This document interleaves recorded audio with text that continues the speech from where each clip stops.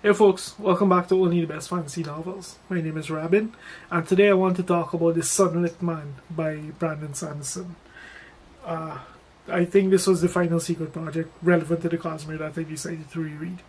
But yeah, anyway, this is the story of a man who's been living his life on the run, and he arrives on a planet where the entire planet has to exist on the run. You would think he would fit right in, right? But what does all of that even mean? So Nomad is hunted by the Night Brigade, and he's hunted because of the connection he has to one of the most powerful weapons in the entire Cosmere. And how he's been escaping is by skipping from planet to planet, staying just a bit ahead of them, and never quite being able to stop and build a life. He always has to stay one step ahead of them. Until he eventually lands on this planet, Canticle, without enough energy to skip and move on to the next planet. So at this point now, he's forced to make a choice. Does he stay and fight, or what does he do? And that's the basic hook of the novel. And honestly, this might be one of the more interesting Cosmere novels that Sanderson has written to date, mainly because it's like our first real look at what the future of the Cosmere holds.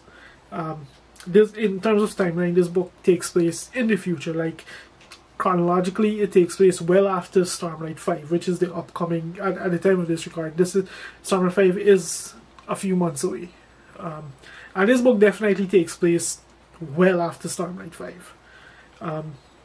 So we do get a little taste of what the future holds for the Cosmere. And interestingly enough, this book is... I kind of like the way Sanderson did what he did here. Like, this is very much a science fiction fantasy. Like, if I had to describe this book, I would almost call it like a epic fantasy with the thriller's pacing in terms of just how fast-paced it is. And it has heavy science fiction elements, just in terms of the technology and the way that it's used. It's not like super high-tech, but... in terms of just in the way that even like the magic is approached, is a very scientific way that it's dealt with, and yeah, you do get a lot of science fiction vibes off of it. And interestingly enough, what I like about this book with regards to like the thriller pacing, Sanderson built himself a setting where he's forced, where the story is forced to move at that pace, whether he needs it or not. Like, these people survive on the run. Why they're on the run, you can read and find out. But they have to live their life in constant motion, essentially. Or just circling the planet. And that kind of lends, like, a fast pace and an intensity to everything that happens. Because everything that happens, you're not just... There's not just this tension of this danger that's impending. But you also have hard deadlines that you have to meet. If you want to survive, that kind of thing. So it's very... breakneck in its own way. That's not that Sanderson doesn't slow down and spend time developing, like, fleshing out the world and building up characters here and there.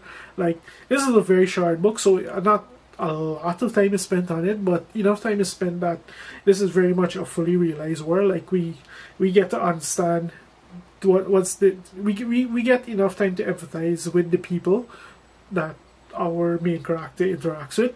We get to see the conflict that they fight in, and we get enough time to build an emotional connection and all of that.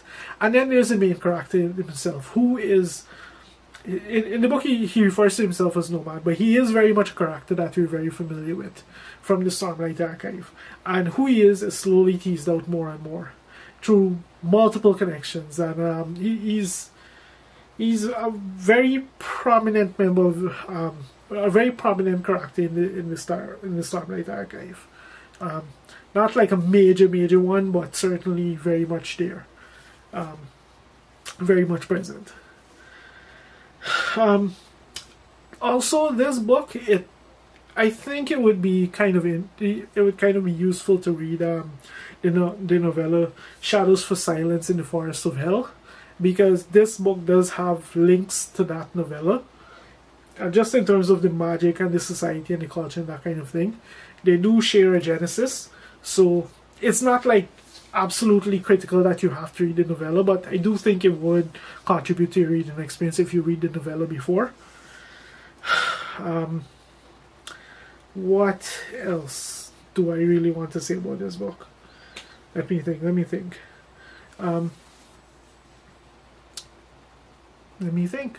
Let me cook.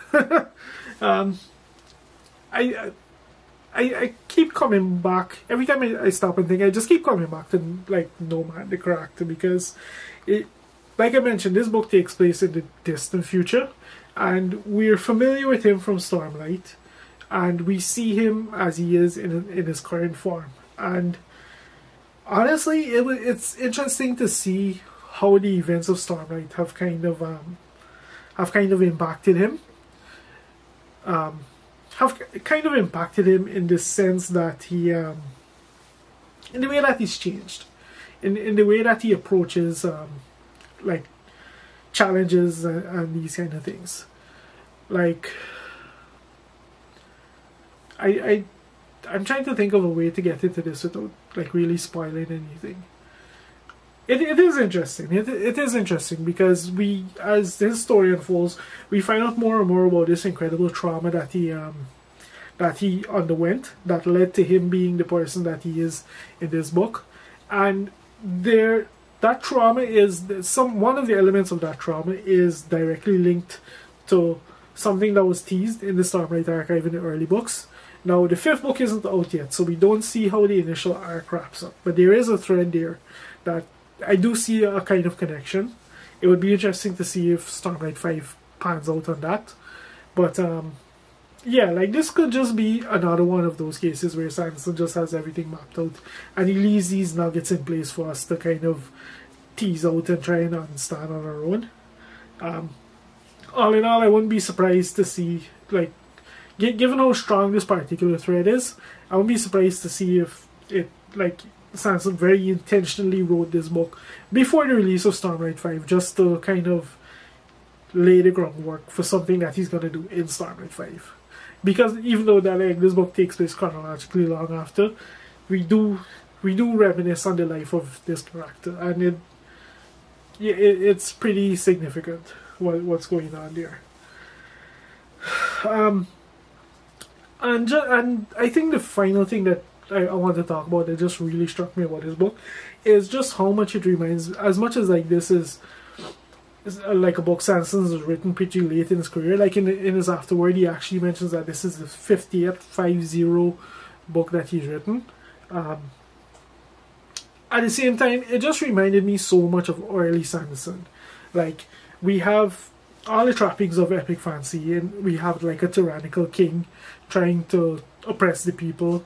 We have this deeply religious society and culture. We have a story that's primarily politics and politically driven. There are quite a few action scenes. With, of course, the thriller pacing and all of that contribute, like, it keeps it very high octane. But between the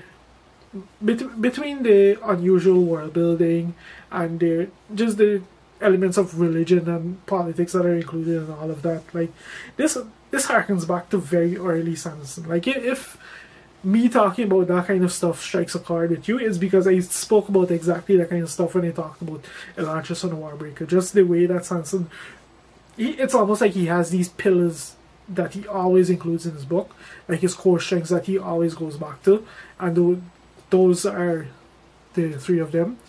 It's like he had, it's almost as if he has these, as if those are like the keel of a ship that he builds out when he writes a story. But anyway, there is that element to it. But most tantalizing of all is that this book gives us a taste of what some of the characters in Stormlight Archive are currently capable of, or will be capable of in the possibly near future. So there is that. Yeah, I think that's pretty much all I have to say about this book, to be honest. It's a secret project. It definitely has Cosmere ramifications. It's just an interesting read all in all. And yeah, if you made it this far into the video, thank you very much for watching, and I'll see you next time.